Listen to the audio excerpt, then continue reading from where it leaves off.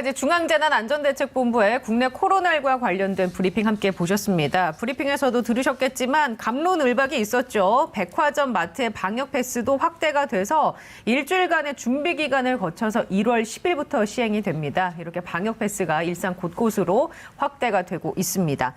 자, 노바백스 백신 얘기를 하고 있는데 노바백스 그러면 활용에 대해서 우리가 부스터샷보다는 1, 2차 접종 용도로 활용하는 게 더 좋을까요? 왜냐하면 주변에서 나는 부스터샷으로 노바백스 맞고 싶다라는 분들이 꽤 계시더라고요. 예, 그렇습니다. 이제 이건 제 생각입니다. 제 생각인데 당국은 어떤 생각을 하고 있을지 모르는데 제 생각은 아마 우리가 당국이 두 가지를 좀 고려하면 어떤가 하는 생각이 듭니다. 하나는 이상 반응이라든지 이상 반응에 대한 걱정 이런 것들 때문에 백신 접종을 안 하신 분이거나 또는 백신 접종을 하셨다가 완결을 못 하신 분들 이런 분들에게 노바백스 백신을 18세 이상에게 적극적으로 권하면 좋을 것 같습니다. 그러면은 이제 걱정 없이 백신을 접종하실 수가 있겠죠. 네, 그러니까 미접종자의 비율도 좀 올라갈 거고요. 그렇습니다. 예. 그러는데 또 다른 하나는 청소년. 지금 청소년과 관련해서 백신 접종이 이제 여러 가지 안전성 우려 또 오늘 우리가 다루려고 하는 백신 접종 후 사망 이런 게 있지 않습니까? 그러니까 이제 학부모님들의 걱정도 많은 거죠. 그러는데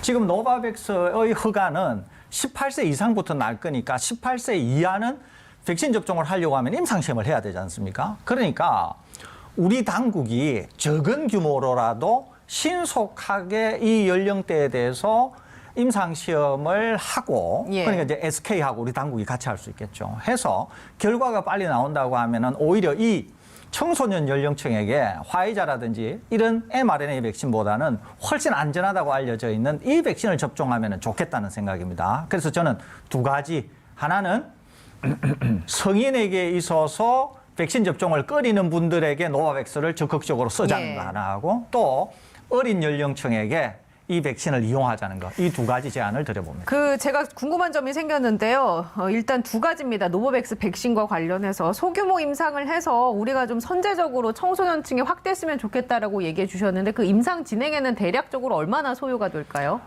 이것은 이제 임상을 하기에 따라서 다릅니다. 어떻게 디자인을 하느냐에 따라서 달라요. 이게 이미 성인에게서 봤으니까 만일에 감염을 가지고 분석을 하면 시간이 상당히 많이 걸립니다. 그러니까 감염이 되고 안 되고 해가지고 효과를 보려고 하면 이거는 이제 하세월이 걸리는 거죠. 그러니까 오히려 그렇게 하지 말고 지금 SK가 하고 있는 SK의 백신, SK가 개발하고 있는 백신처럼 안전성은 이미 확인이 되었으니까 안전성을 한 번 더 이 연령층에서 보는 거하고 플러스 항체가 얼마 정도 생기나. 그래서 다른 백신이 만들어낸 항체가하고 비교를 해볼 수가 있습니다. 이거를. 그래서 이미 이 백신은 성인에게 어떤 효과가 났다고 하는 걸 아니까 바로 이 연령층에게 적당한 수의 학생들에게 연령층에게 주면서 안전하다고 하는 것과 항체가 어느 정도 생겨서 보호 효과가 있을 거라고 하는 것을 추론하거나 계산할 수가 있습니다. 이게. 그렇게 하면 임상을 상당히 빨리 끝낼 수가 있습니다. 지금 SK, 그러니까 노바백스 백신이 아니라 SK, 우리 SK가 개발하고 있는 백신이 바로 이런 식으로 개발하고 있거든요. 그러니까 이처럼 노바백스를 임상시험을 하면 됩니다. 그렇게 되면 굉장히 짧은 시간에 끝낼 수 있기 때문에 이런 방식으로 하게 되면은 청소년에게 오래지 않아 접종할 가능성이 있거든요. 그래서 이런 방식이면 어떤가 하는 생각이 듭니다. 자, 두 번째 궁금증은 그럼 이 노바백스 플랫폼 기술은 5살부터 적용해도 괜찮은 기술일까요? 조금 더 연령층을 내려서. 심지어는 더 내려도 괜찮습니다. 더 내려도 괜찮은데 5살 이렇게 좀 내리면 어떤 게 있냐면 이제 용량이 좀 달라질 수가 있습니다. 그렇기 때문에 이거는 또 약간 좀 더 검토가 필요하거나 할 수가 있거든요. 그러니까 이제 5살 아이에게 어른 용량을 주게 되면은 혹시 부작용이 있을 수 있잖아요. 안전한 건 알지만 부작용이 있을 수 있지 않습니까? 그러니까 화이자나 모더나 같은 경우에도 5살인 경우에는 다 용량이 낮지 않습니까? 이건 좀 연구가 필요하거든요. 그러니까 5살은 약간 무리일 것 같고요. 오히려 12살 정도 되는 데서부터 한 17세까지, 12세부터 17세까지를 하는 게 좋지 않겠나 하는 생각이 들고 11세부터 그 밑으로는 기본적으로 감염이 된다고 하더라도 크게 위험하지 않기 때문에 오히려 백신 접종을 하기보다는 관리를 잘해서 감염이 안 되는 쪽으로 가는 게 좋을 것 같고 오히려 한 12세부터 17세까지는 이제 학교 등교를 한다든지 이런 문제가 있을 수 있으니까 또 용량도 있을 수 있으니까 방금 말씀드린 그런 식으로 하면 좀 좋지 않겠나 하는 생각이 듭니다. 그리고 이제 한 가지 짚어봐야 될 포인트도 있습니다만은 이제 0세부터 9세까지는 지금 뭐 기저질환을 가지고 있는 아주 특수한 경우에 코로나19 감염돼서 사망한 사례가 있기는 했습니다. 그런데 이게 좀 고려해야 될 것들이 있어요. 왜냐하면 이제 화이자나 모더나 같은 백신도 0세부터 9세까지 지금 접종 실험을 하고 있는데 항체가가 성인에 비해서 혹은 청소년에 비해서 그렇게 높게 나타나지 않고 있어요. 용량이 낮아서 그렇습니다. 사용하는 용량이 낮아서. 네. 네. 자, 그렇기 때문에 이게 노바백스 같은 백신을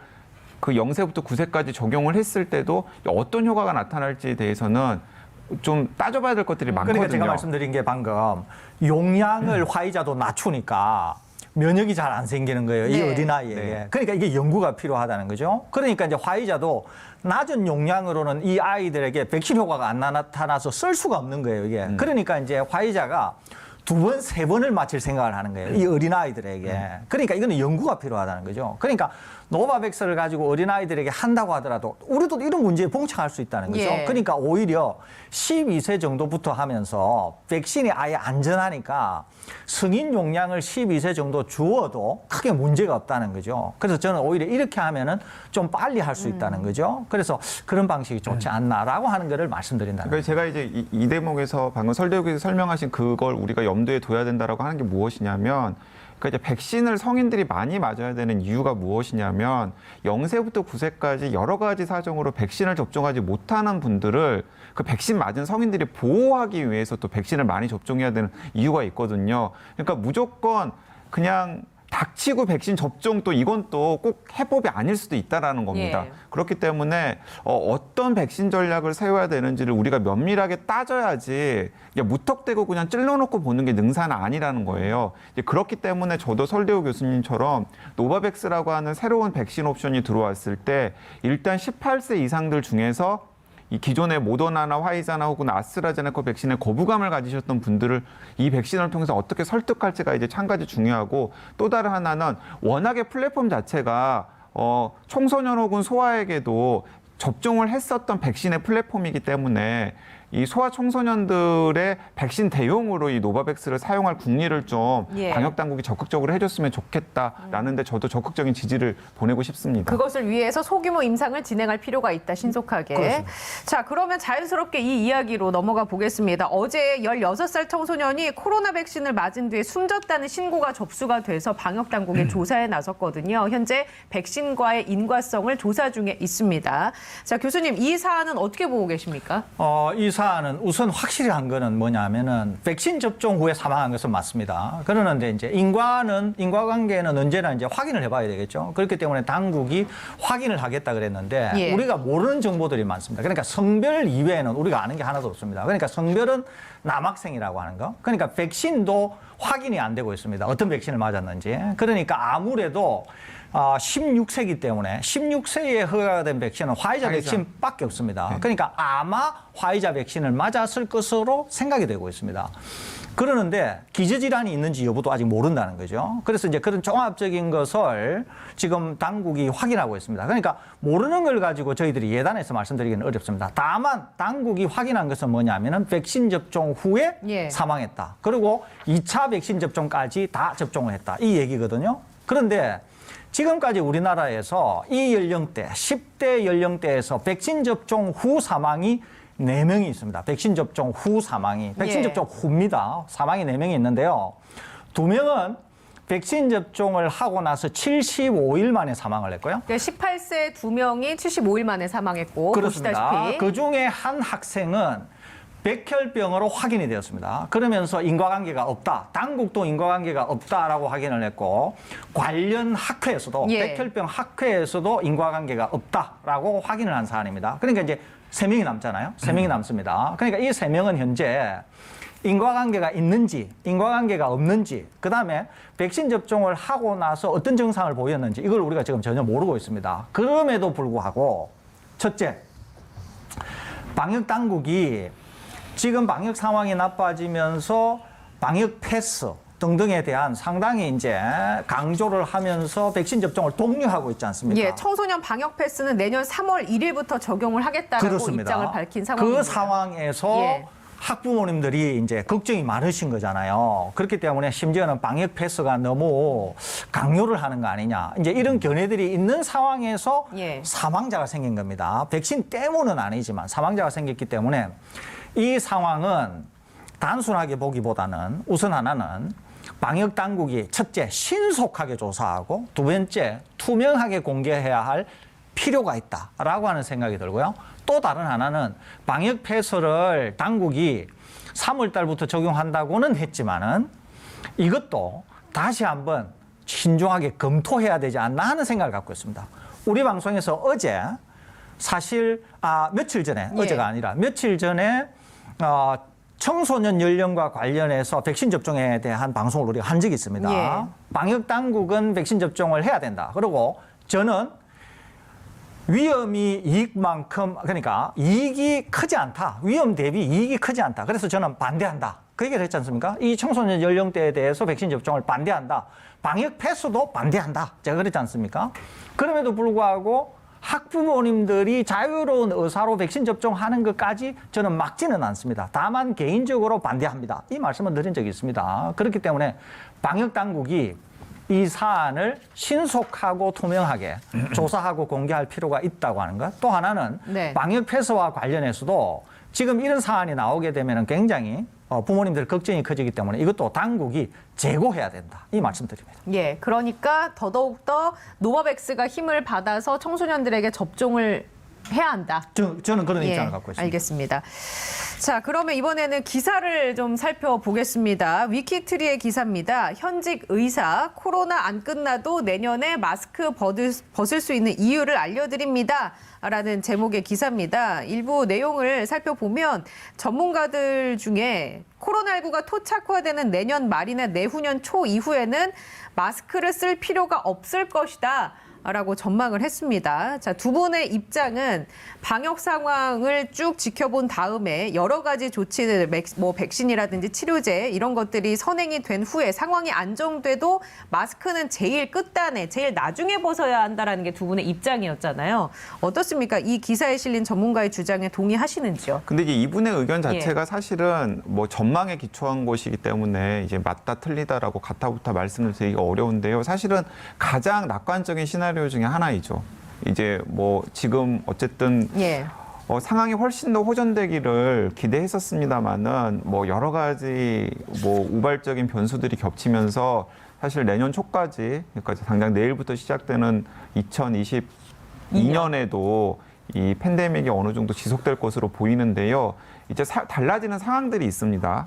이제 몇 가지 이제 그 긍정적인 상황들이 있는데 일단은 전 세계적으로 델타 변이를 대체하고 우세종이 될 것으로 거의 이제 확실해지고 있는 오미크론 변이가 어쨌든 간에 위중증 환자를 발생시키는 데 있어서는 그 이유가 무엇인지는 모릅니다. 바이러스 자체가 약해진 것인지 아니면은 이 지금 오미크론 변이가 유행을 하고 있는 고령자들이 많은 유럽이나 미국 같은 곳에 상당수가 백신이라든가 혹은 자연 감염을 통해서 면역을 획득하신 분들이 많아서 그런 것인지 예. 이유는 정확하게 모릅니다만은 어쨌든 간에 위중증 환자는 그 이전에 유행했던 코로나19 바이러스에 비해서는 확실히 적게 발생시키고 있는 것으로 보입니다. 그래서 미국의 파우치 소장이 오미크론이 팬데믹 종식을 앞당길 수도 있다라는 발언을 했지 않습니까? 네, 그러니까 그 연장선상에서 이제 파우치 소장도 그렇게 이야기를 하는 것이고 또 설대우 교수님께서도 방송에서 이제 몇 차례 조심스럽게 그런 낙관적인 전망을 이야기를 하셨는데 이제 그게 이제 한 가지가 있고요.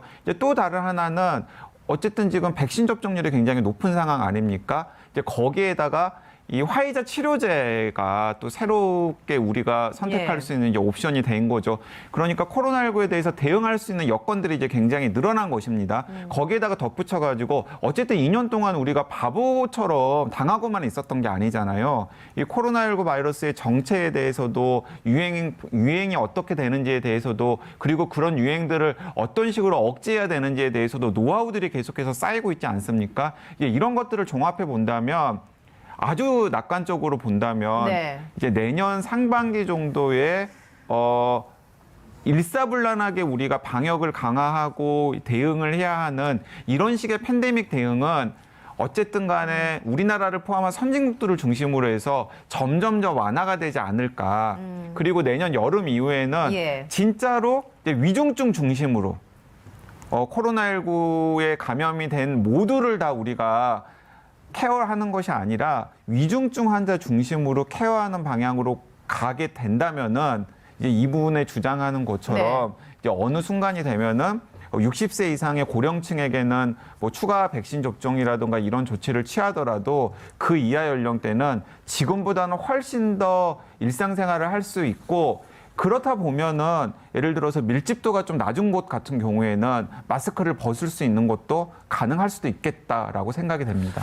저는 좀 다른 얘기를 하려고 하는데요. 우선 이제 위키트리에 여기에 전문가 두 분이 나오세요. 예, 두 명이 있습니다. 예, 최재호 K대학의 고려대 예방의학과 교수와 이대 목동병원 호흡기내과 교수 예, 두 분이 이렇게 두 등장합니다. 분이 나오는데요. 우선 하나는 이 두 분, 지금 이 내용은 주로 뭘 이제 염두에 두고 있냐면은 오미크론이나 이런 거를 염두에 두고 이분들이 네. 이제 말씀을 하세요. 그러는데, 이 두 분이 이제 발언하신 거나 이런 것들이 다소 여러 가지 상황을 반영 못한 것들이 되게 많습니다. 그렇기 때문에 제가 그렇게 일단 신뢰를 하지 않습니다. 신뢰를 하지 않고 거기에 저는 동의도 하지 않아요. 동의도 하지 않은데 저는 약간 다른 말씀을 드리려고 하는 거예요. 제가 우리 방송에서 코로나 독립을 3월 1일로 얘기한 적이 있습니다. 내년 3월 1일. 예, 그러니까 예. 내년 3월 1일. 이제 곧 오죠, 내년 네. 3월. 근데 교수님 그건 지금도 유효합니까? 유효합니다. 3월 네네. 1일인데요. 그 아주 낙관적인 생각을 3월 가지고 계시는 1일인데 건데. 앵커가 지적하신 것처럼 강 기자님하고 저는 마스크를 제일 마지막 단에 열어야 된다 이 얘기를 했거든요. 근데 그 입장은 변함이 없습니다. 여전히. 그러는데 변수가 생겼어요. 어떤 변수가 생겼느냐 하면 오미크론이라고 하는 변수가 생긴 거죠. 그러니까 저희들이 마스크를 제일 마지막 단에 열어야 된다고 할 때 델타 변이 시절이었다는 거예요. 델타 변이는 병원성이 큽니다. 그러니까 위중증 사망으로 일으키는 게 높은 거죠, 이게. 그러는데 오미크론일 경우에는 저는 지금 다른 이야기를 하려고 하는 거예요. 그러니까 3월 1일 날에 독립이라고 하는 거는 변하지 않았습니다. 그런데 마스크는 3월 1일 날에 완전히 벗을 수 있다. 이 생각을 저는 갖고 있어요. 완전히 벗을 수 있다. 이 생각을 갖고 있습니다. 전제 조건이 몇 가지 있어요. 하나는 우리나라에서 오미크론이 대세가 돼야 된다. 두 번째는 제가 며칠 전에도 오미크론의 병원성이 아직도 잘 모르겠는데 오미크론의 병원성이 낮아 보인다라고 얘기는 했지 않습니까? 그런데 병원성이 확실히 낮다. 이렇게 되면은 저는 마스크를 3월 1일 날에 벗을 수 있다. 완전히 벗을 수 있다고 보는 겁니다. 왜 그러느냐 하면 이것 때문에 그래요. 자, 하루에 우리나라의 확진자가 10만 명이 나와요. 예를 들면 10만 명이라고 해보겠습니다. 그러는데 위중증 사망자가 한 명도 없는 거예요. 예를 들면. 그러면 이게 어떻게 될까요? 전혀 무섭지 않은 바이러스가 되는 거예요. 오미크론이 그렇게 될 거라고 하는 얘기는 안 해요. 그러니까 가정을 하는 겁니다. 어떤 바이러스가 있는데 하루에 10만 명의 확진자가 생기더라도 위중증 사망이 없으면은 바이러스가 있든 말든 그건 상관이 없다는 거죠. 그냥 쥐가 있든 말든 상관이 없는 거죠. 그러니까 우리는 그냥 우리 식대로 생활하면 되는 겁니다. 자, 제가 전제 조건으로 뭐라 그랬죠? 오미크론이 대세를 이루고 전 세계에서 확인되는 것처럼 오미크론의 위중증화율이 굉장히 낮다고 하면은 어떻게 되느냐 하면은 일단 젊은 사람들은 기저질환이 있는 사람을 제외하고는 걱정할 필요가 없는 거죠. 감염을 걱정할 필요가 없다는 거예요. 두 번째, 고령층도 감염을 걱정할 필요가 없다라는 게 걸려도 상관이 없다. 걸려도 상관이 없다는 그러니까 거죠. 이제 오미크론을 감기처럼 생각하면 된다는 그다음에 겁니다. 고령층인 경우에도 백신 접종이 되거나 먹는 치료제가 있을 경우에는 감염이 됐다고 하더라도 위중증에 빠지기가 어렵다는 거죠. 그러면은 그 상황에서 하루에 10만 명이 나오든 그 20만 명이 나오든 상관없다는 거죠. 다만 방금 그 전제가 충족이 되면서 마스크를 벗으려고 하면은 국민적 합의가 필요할 것 같아요. 방금 말씀드린 방역을 이렇게 해도 국민들이 받아들이시겠느냐? 식당, 카페 다 열고 그다음에 영화관 다 열고 하는데 그런 상황이 되더라도 국민이 이거를 감내 가능하겠다라고 하는 합의만 있다고 하면은 저는 충분히 마스크를 온전히 열고 완전히 일상복귀할 수 있다고 봅니다. 다만 전제 두 가지 있다고 그랬죠. 하나는 오미크론이 완전히 대세. 우세종이 돼야 된다. 두 번째는 병원성이 확실히 낮아야 된다. 세 번째는 국민적인 합의가 있기만 하면 우리는 완전히 일상복귀할 것이다. 해도 된다. 다만 이렇게 될 건가 하는 것은 우리가 좀 더 지켜볼 필요는 있다는 거죠. 그렇기 때문에 그런 점에서 저는 이분들하고는 다소 결이 다른 말씀을 드리고 원래 제가 말씀드린 3월 1일 날 대한독립 만세한다. 그 입장에는 변화가 없다. 이 말씀드립니다. 그 설대호 교수님께서 3월 1일이 2달 남았잖아요. 이제 2달 후에 진짜 이제 그렇게 되면은 그건 진짜 연말에 가장 이제 희망적인 이야기를 하신 거라는 생각이 들고요. 그때 설대호 교수님 그 대한독립 만세 그 퍼포먼스 하실 거죠? 저는 저번에 제가 앵커가 12월 달에 10,000명을 찍겠느냐. 그래서 네. 제가 10,000명을 찍기는 어려울 것 같다. 그렇지만 10,000명을 돌파를 하면 제가 책임을 지겠다 그랬지 않습니까? 네. 사담입니다만은 제가 12월 31일까지 이 방송을 하고 그만두려고 했는데 방송국에서 그만두지를 못하게 해가지고 제가 그만둘 수가 없었습니다. 그러는데 제가 지금 방금 말씀드린 대로 제가 원하는 시나리오대로 된다. 그러면은 제가 다시 말씀드립니다. 2월 말에는 방송을 그만둘 생각입니다. 네, 그때까지 예. 상황을 지켜봐야 될 것 같고요. 설대호 교수님께서 지금 조건을 달았는데 이제 오미크론이 과연 이제 어느 정도로 병독성이 약해진 것인가는 여전히 지금 전 세계 전문가들이 갑론을박을 하고 있고 예. 갑론을박을 하는 가장 큰 이유는 아까 제가 그 말씀 중에 잠깐 이야기를 했습니다마는 이게 정확하게 판가름하기가 어려운 거예요. 이게 백신 효과와 자연 감염자들이 많기 때문에 오미크론이 상당한 수준의 병독성을 가지고 있음에도 불구하고 약해지는 것처럼 낮게 보이는 보이는지. 것인지 이제 그렇게 되면 우리나라는 약간 문제입니다. 왜냐하면 여전히 백신 미접종자라든가 자연 감염 비율이 낮기 때문에 이제 문제가 되는 거죠. 근데 이제 진짜 낙관적으로 기대하는 대로 예. 오미크론 변이의 병독성 자체가 진짜 낮아져가지고 실제로 우리나라의 미접종자들에게도 유행이 되었을 때도 그 여파가 델타 변이나 그 이전의 코로나에 비해서는 낮다 그러면은 진짜 우리가 여러 가지 방역의 변화 같은 것들을 좀 고민을 해야겠죠. 예. 근데 저는 한 6개월 정도는 우리가 좀 더 긴장된 상태에서 살아야 되지 않나 하는 생각을 하고는 있습니다. 예. 그 완전히 토착화돼야 마스크를 벗는 게 가능할 거다라고 이 두 분도 지적을 하고 있는데 그 토착화라는 토착하고는 상관이 없습니다. 토착이 하든 토착을 예. 하든 안 하든 상관없이 병원성이 낳는 게 1차적입니다. 예, 그러니까 우리하고 바이러스가 계속 있어도 병을 안 일으키는데 토착화 되든 말든 그게 무슨 상관이 그 있습니까? 토착화의 개념이 주변에서 흔히 찾아볼 수 있는 바이러스화 되는 게 그러니까 편안하게 바이러스를 이분들이 받아들일 이야기하는 수 있는 게. 토착화는 예. 이제 그 부분이 좀 차이점인데 이분들이 이야기하는 토착화는 걸릴 사람 다 걸려가지고 대부분의 사람들이 면역력을 가지게 되는 상황을 이분들은 이야기를 하시는 것 같아요. 예. 근데 그건 진짜 하세월인 거죠. 그런데 설대호 교수님은 그거랑은 또 약간 개념이 다른 거라고 제가 생각이 여러 번 됩니다. 말씀드렸는데 이 오미크론이나 델타와 관련해서 제일 중요한 게 병원성이라고 그랬지 않습니까? 예. 확산 이런 것보다 제일 중요한 게 병원성이라고 그랬지 않습니까? 그렇기 때문에 병원성이 제일 중요하다는 게 토착화랑은 상관이 없다. 전혀 상관이 없습니다. 예. 다른 하나는 이거예요. 예를 들면은 지금 오미크론이 전 세계 확산이 되면서 하루 확진자가 전 세계에 160만 명이 나옵니다. 그러니까 확인이 된 게 160만 명이니까 이거보다 훨씬 많겠죠, 실제로는. 그러니까 적어도 전 세계 하루 확진자가 200만 명 이상 나온다고 볼 수 있습니다. 그러는데도 지금 사망자, 위중증자는 줄어들고 있다는 거죠. 그래서 파우치 소장이 종식을 얘기하는 이유가 예. 거기 있습니다. 그러면서 전 세계의 주요 국가들이 방역 완화 조치를 하고 있습니다. 우선 하나는 스페인인 경우에는요, 격리 기간을 10일에서 7일로 단축을 했고요. 예. 이탈리아도 백신 접종을 했을 경우에는 자가 격리 역시 7일에서 5일로 단축을 하게 됩니다. 가장 드라마틱한 게 미국이죠. 미국도 열흘에서 5일로 그냥 줄였으니까요. 그러니까 백신 접종률이 전 세계적으로 높잖아요. 거기에다가 오미크론의 병원성이 낮다 또는 백신 때문에 그렇다고 하더라도 낮다 이렇게 될 경우에는 실제로 종식 국면에 갈 수 있다는 거죠. 그렇기 때문에 그런 점에서 본다고 하면 우리도 고령층이 백신 예. 접종이 되게 될 경우에는 아까 제가 말씀드린 것처럼 갈 수 있다 이런 생각을 갖고 있습니다. 알겠습니다. 자, 지금까지 서울대중앙대 약대 교수 강양구 TBS 과학전문기자였습니다. 올 한 해 동안 TBS 코로나 특보 시청해 주셔서 감사합니다. 저희가 준비한 내용은 여기까지고요. 내년에 건강하게 다시 만나 뵙겠습니다. 고맙습니다.